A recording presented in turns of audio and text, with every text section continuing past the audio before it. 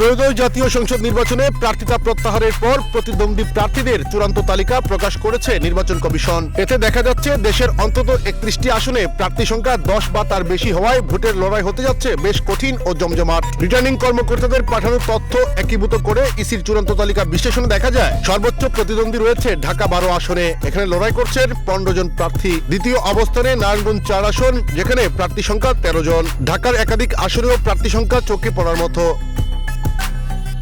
ঢাকা 9, ঢাকা 14, ঢাকা 16, ঢাকা 17 সহ কয়েকটি আসন রয়েছে 11 থেকে 12 জন করে প্রার্থী।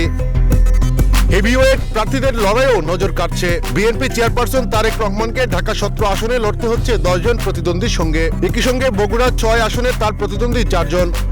জামাতে ইসলামের আমির ডাক্তার শফিকুর রহমানের ঢাকা 15 আসনে প্রতিদ্বন্দ্বী 7 জন। এনসিপি আহ্বায়ক নাহিদ ইসলাম ঢাকা 11 আসনে লড়ছেন 8 জনের সঙ্গে। আর স্বতন্ত্র প্রার্থী তাসনিম জারাকে ঢাকা 9 আসনে মোকাবেলা করতে হচ্ছে 11 জন প্রতিদ্বন্দ্বীর।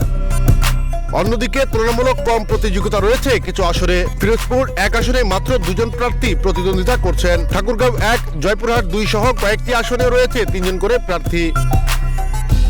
নির্বাচন কমিশনের তথ্য মতে মনোনয়নপত্র প্রত্যাহারের শেষ দিনে 305 জন প্রার্থী সরে দাঁড়ানোয় পাবনা 1 ও 2 বাদে 298টি আসনে মোট প্রতিদ্বন্দ্বী দাঁড়িয়েছে 1967 জন।